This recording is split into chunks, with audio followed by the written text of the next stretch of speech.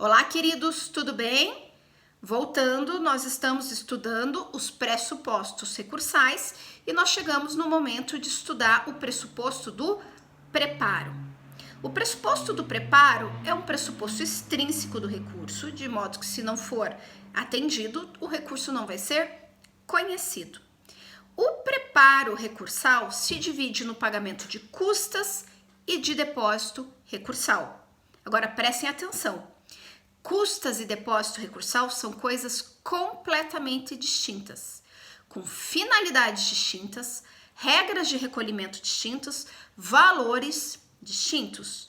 A única similitude que eles têm é que ambos podem fazer parte de um preparo de um recurso específico, tá? Então, não misturem alhos com bugalhos. Vamos começar com custas, porque a gente já estudou bastante e é só relembrar. Custas têm natureza tributária. Aqui na Justiça do Trabalho, elas são recolhidas para a União, através de guia GRU, Guia de Recolhimento da União. Afinal de contas, a Justiça do Trabalho é uma justiça federal. Custas vão ser pagas pela parte vencida, enquanto pressuposto recursal. O que é parte vencida? A gente já estudou. Se a ação foi julgada improcedente ou foi extinta sem resolução de mérito, deu ruim total. Quem vai pagar custas para fins de recurso é a parte autora, no valor de 2% sobre o valor da causa, afinal de contas não tem condenação. Se, por outro lado, a sentença foi de procedência parcial ou total, houve o recolhimento, houve o acolhimento de algum pedido, houve a fixação de uma condenação provisória e as custas serão pagas pelo réu, enquanto o pressuposto recursal, na proporção de 2% sobre essa condenação provisória, tá? Antes do CPC entrar em vigor, CPC de 2015, havia um entendimento super rigoroso na Justiça do Trabalho através da OJ 140, Orientação Jurisprudencial 140, em cuja redação originária dizia que a diferença, ainda que ínfima, ainda que de centavos, enseja a deserção do recurso. Portanto, joga o recurso no lixo. Essa orientação jurisprudencial, ela foi revista em 2017, abril de 2017, mas em razão da entrada em vigor do CPC lá em 2016. E o TST mudou de opinião, dizendo, tá bom, vamos aplicar então o 1007 do CPC e dá prazo para você complementar essas custas se você não recolheu de forma integral. Então, preste atenção nos livros antigos, livros anteriores a 2017, anteriores a 2018, porque talvez ainda estejam com redação antiga dessa orientação jurisprudencial 140, que foi alterado em abril de 2017, tá bom? Gente, isso tá lá no slide 13 do conjuntinho, para quem tá acompanhando pelos slides, tá? Então, fiquem atentos. Bom, já sabemos o que são custas, já sabemos para quem se paga, para a União, já sabemos de que forma, guia GRU, já sabemos quanto se paga, 2%, e já sabemos quem paga, parte autora, se deu 100% ruim o processo, parte ré, se for de procedência parcial e total. Agora a gente precisa lembrar quem, apesar de ser obrigado a recolher custas para fins de recurso, pode ficar dispensado. Primeiro exemplo, nós temos a administração pública, tá? A administração pública não precisa recolher custas para recorrer na Justiça do Trabalho. Acho que aquele princípio de imunidade recíproca do direito tributário, contem para a prof depois, tá? Mas acho que é isso que o tio Placha ensinou para vocês. O beneficiário da justiça gratuita, né? De concessão de justiça gratuita é justamente a isenção de pagamento de custas, inclusive para fins de recurso. Ministério Público e a massa falida. A massa falida é uma curiosidade, tá? Isso tá em súmula, não tá em lei. Tá na súmula 86 do TST. E aqui o critério é de razoabilidade de tempo. Quem já fez estágio aí com direito falimentar sabe que é muito demorado você conseguir autorização do juízo falimentar para movimentar valores, para liberar valores da massa falida. Claro que num prazo curto de recurso de 8 dias não seria viável. Então, essa súmula 86 dispensou a massa falida de comprovar o recolhimento pagamento das custas para fins de recurso, tá? Isso são custas, gente. Outra coisa é o depósito recursal. Depósito recursal é uma peculiaridade do processo do trabalho. Ela é uma garantia da futura execução. Significa o seguinte: olha, eu sei que o processo do trabalho tem uma preocupação com a celeridade e tem uma preocupação com a proteção do trabalhador. Se eu vou demorar ainda mais para chegar ao fim desse processo e, portanto, para pagar esse bem da vida de natureza alimentar, eu me obrigo a antecipar, a prestar uma caução para isso. Eu faço sempre aquela analogia do fliperama, né? Quer jogar uma outra fase? Insert coin, põe lá a moedinha para você poder jogar a segunda fase. Então, o depósito recursal, que é uma garantia de uma futura execução, tem natureza jurídica de caução. Então, eu vou antecipar um valor que eu teria que pagar na execução como garantia aqui do meu recurso. Antes da reforma trabalhista, antes de 2017, era utilizada a guia do FGTS, a guia GFIP, tá? Para recolher o depósito recursal. A reforma trabalhista alterou lá o artigo 899 e agora a gente recolhe através da guia de depósito judicial. Então fiquem atentos nos livros que eventualmente vocês consultarem, se tiverem desatualizados, forem anteriores a 2018, pode dizer que você tem que recolher através de GFIP. Não é mais, é guia de depósito judicial, tá? Guia de depósito que fica ali em conta vinculada ao juízo. O depósito recursal, enquanto regra geral, ele vai corresponder ao valor da condenação provisória que foi fixada em sentença. Então, a primeira coisa que a gente tem que lembrar que se é uma garantia da futura execução, obviamente quem vai pagar depósito recursal é o réu que foi condenado em alguma coisa. Se eu não fui condenado em nada, não tem por que eu dar a garantia da futura execução. Se eu sou o credor, eu sou o autor, obviamente não tem por que eu dar garantia de futura execução. Então, depósito recursal é pago pelo réu que foi condenado a pagar algum valor para a parte autora e que está, então, concedendo essa caução para poder recorrer. Voltando. A regra geral é que o recolhimento do depósito recursal corresponderia ao valor da condenação provisória fixada em sentença. Porém, existe uma colher de chá no processo do trabalho. Se a condenação for muito grande, eu posso ir pagando os depósitos recursais limitados ao teto. Então, funciona assim: a cada novo recurso, um novo depósito recursal, até que o valor total da condenação provisória já esteja garantido. A prof colocou no slide 15 os valores atuais de teto máximo de recolhimento de depósito recursal, que valem hoje. Por que a prof está dizendo hoje?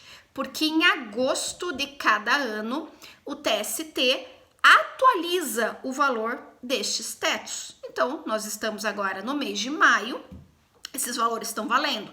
Final de julho, comunica os valores novos, que começa a valer a partir de agosto, tá? Então, hoje, os valores são de R$ 9.828,51 como teto máximo do depósito recursal para o recurso ordinário e R$ 19.657,02 como teto máximo do depósito recursal para o recurso de revista, embargos no TST, recurso extraordinário ou recurso em ação rescisória, tá? Então, a cada novo recurso, um novo depósito recursal, até que o montante total da condenação provisória esteja já garantido. Hoje, no Meeting hoje, nós vamos fazer exercícios juntos para a gente treinar como que eu recolho esse depósito recursal nos valores corretos, tá? Então, apareçam no Meeting, mas lembrem que o raciocínio é esse: eu tenho que pagar a condenação provisória. Se a condenação provisória for muito alta, eu tenho a colher de chá de pagar o teto recursal daquele recurso específico. E a cada novo recurso, o novo depósito recursal até que a execução, o valor da condenação provisória, esteja já totalmente garantida, se possível, ou se esgotaram os recursos, o que vier primeiro. Bom, quem não precisa pagar depósito recursal, apesar de ter tido uma condenação provisória? A administração pública, vocês sabem como é que recebe valor da administração pública, né? Precatório, então requisição de pequeno valor, não vai exigir depósito recursal. Ministério Público, massa falida pelos mesmos motivos pelos quais se dispensou a comprovação do recolhimento das custas, demora muito. E em razão da reforma trabalhista, que alterou esse dispositivo da CLT 899, tem mais duas pessoas que ficam dispensadas, duas hipóteses de dispensa de depósito recursal, que é o beneficiário de justiça gratuita e a entidade filantrópica, empresas e empresas de recuperação judicial. Perdão, são mais três hipóteses, tá? Então, beneficiário da justiça gratuita, instituição filantrópica e empresa em recuperação judicial. Então, essas três hipóteses foram trazidas pela reforma trabalhista, lá de novembro de 2017. A reforma trabalhista ainda trouxe outra novidade, que eu brinco que é a aplicação da carteirinha de estudante recursal. Como assim, carteirinha de estudante recursal? É uma piada, gente, pelo amor de Deus, não coloque isso no caderno. É a possibilidade de pagar o depósito recursal pela metade para as entidades sem fins lucrativos, para os empregadores domésticos e para as empresas de micro e pequeno porte. Para estes, então, se paga o depósito recursal pela metade. Recapitulando, não precisa pagar depósito recursal, apesar de ter tido uma condenação em pecúnia. A administração pública, Ministério Público, massa falida. Esses três já existiam antes da reforma trabalhista. Novidade com a reforma trabalhista: beneficiário da justiça gratuita, tome os dedinhos, deixa eu colocar aqui para não atrapalhar. Beneficiário da justiça gratuita, entidade filantrópica e empresa em recuperação judicial. Toda essa turma está dispensada de realizar depósito recursal para poder recorrer. Outra novidade da reforma trabalhista: o pagamento pela metade. Paga meio depósito recursal. A entidade sem fins lucrativos, que não é a mesma coisa de entidade filantrópica, vocês já estudaram isso lá em direito tributário. Empregadores domésticos, micro e pequenas empresas, tá? Nos slides a prof colocou uma observação, isso importante agora, tá? Nós estamos vivendo um momento de crise econômica, todos vocês sabem, e é possível que muitas empresas entrem em recuperação judicial. Então, se algum cliente do escritório onde você trabalha, ou às vezes a empresa do pai, da mãe, do parente, vai precisar de recuperação judicial, fiquem atentos com uma coisa, tá? Empresa em recuperação judicial está dispensado do pagamento de depósito recursal por conta da reforma trabalhista. Mas, em tese, precisa continuar pagando custas para recorrer, salvo se em razão da recuperação judicial ela conseguir também que o juiz conceda a ela o benefício da justiça gratuita. Por que eu estou destacando? Porque a gente tem alguns exemplos de empresas aqui no Brasil, não vou citar nomes, que estão em recuperação judicial, mas são empresas riquíssimas, são empresas de altíssimo valor. Então, portanto, para essas, dificilmente vai ser dispensado, vai ser concedido justiça gratuita. Então, pode até não pagar o depósito recursal para recorrer, mas custas continua sendo obrigatório.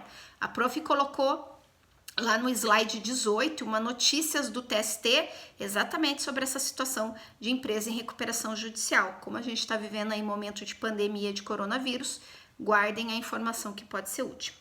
Mais uma coisa que a prof quer contar ainda em depósito recursal. Se houver litisconsórcio, sentença de procedência total ou parcial, com condenação solidária entre os litisconsortes, diz a súmula 128, inciso 3º do TST, que se um pagou o depósito recursal, os outros litisconsortes condenados solidariamente podem se aproveitar desse depósito recursal e não precisa fazer outro, desde que aquele que pagou a guia não esteja pedindo para dar um vazare no processo, desde que o objeto do recurso dele, obviamente, não seja, olha, não tenho nada a ver com peixe, sou parte legítima, quero cair fora. Por quê? Porque se o recurso dele for acolhido, ele cata o depósito recursal e vai embora. Então, óbvio que daí os outros não podem ir na aba, mas se não for essa situação, pode então se aproveitar do depósito recursal feito pelos devedores solidários. Dê uma olhadinha nessa súmula que ela também é bacana. Mais um detalhe que a reforma trabalhista trouxe é a possibilidade de você usar seguro fiança ou apólice como garantia do depósito recursal. Então, ao invés de você tirar o dinheiro do caixa da empresa, você pode contratar um serviço bancário, que é um contrato bancário, e oferecer esse contrato bancário em garantia ali do teu depósito recursal, tá? Tudo isso tá no artigo 899 da CLT, que foi alterado com a reforma trabalhista. Deem uma boa lida em casa. E para finalizar, nós temos dois últimos pressupostos recursais. Então, lembrando que o que a gente estava vendo agora era o pressuposto do preparo, custas, depósito recursal, check it, fechamos. Quero ainda tratar de dois últimos pressupostos recursais, que é o da legitimidade e interesse. Tem legitimidade para recorrer as partes, terceiros interessados. Vocês já fizeram trabalho sobre intervenção de terceiros, estão carecas de saber a importância, o requisito de comprovar o interesse jurídico. Ministério Público, se for caso que interessa ao Ministério Público, tá? Então, partes, terceiros interessados, Ministério Público, se for parte legítima, o interessado pode, então, recorrer também. Quem tem interesse em recorrer, que é também um pressuposto recursal, tem interesse aquele que contra si teve uma decisão que foi desfavorável. Se a decisão judicial foi desfavorável à parte, ela tem interesse em recorrer. Com isso, a gente fecha a aula de hoje sobre parte geral de recursos. Aula que vem, a gente vai ver os recursos em espécie aplicáveis ao processo do trabalho. Apareçam no meeting, gente. A prof quer falar várias coisas com vocês e principalmente quer treinar exercícios sobre cálculo de depósito recursal e custas em exemplos concretos, tá? Beijos, se cuidem, fiquem com Deus, até mais.